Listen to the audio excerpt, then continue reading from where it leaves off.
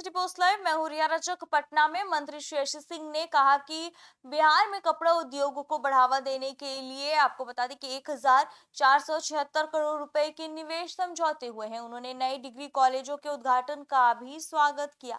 साथ ही कहा कि चुनाव से पहले राजनीतिक गतिविधियां तेज हैं, लेकिन सरकार विकास और रोजगार बढ़ाने के काम पर लगातार ध्यान दे रही है। और क्या कुछ श्री यश सिंह कहती हुई नजर आ रही है, हम आपको दिखाते हैं वीडियो के माध्यम से, आप सुने उन्हें।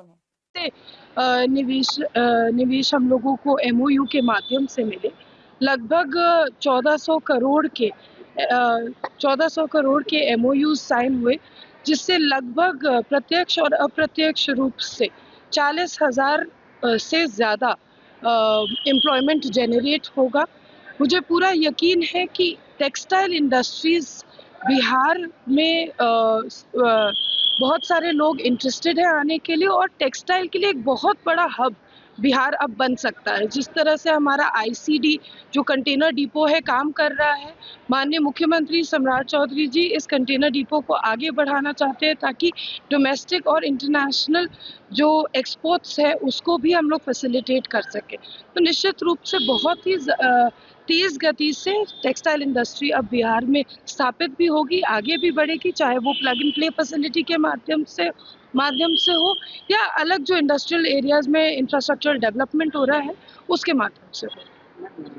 बिहार के युवाओं को शिक्षा के लिए बाहर ना जाना पड़े, इसके लिए आज मुख्यमंत्री 211 डिग्री महाविद्यालयों का एक साथ जी, देखिए माननीय मुख्यमंत्री जी ने ये कुछ फैसलों में से ये लिया था कि प्रत्येक प्रखंड में अब एक डिग्री कॉलेज होगा।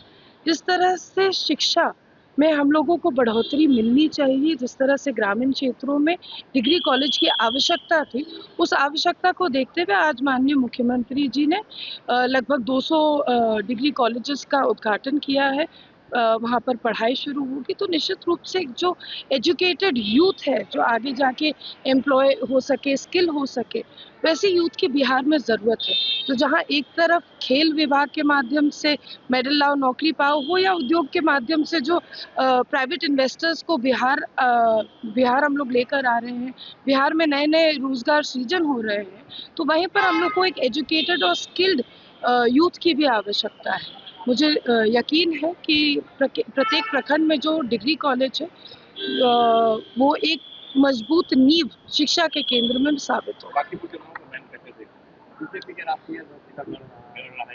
देखिए, मुझे लगता है कि बांकीपुर की जनता ने हर बार अपना भरोसा, अपना आशीर्वाद भारतीय जनता पार्टी को दिया है। माननीय राष्ट्रीय अध्यक्ष नितिन नवीन जी 5 बार उस सीट पे विजयी रहे। मुझे कोई शंका नहीं है या कोई डाउट नहीं है मन में कि इस बार बांकीपुर की जनता कोई अपना फैसला बदलेगी।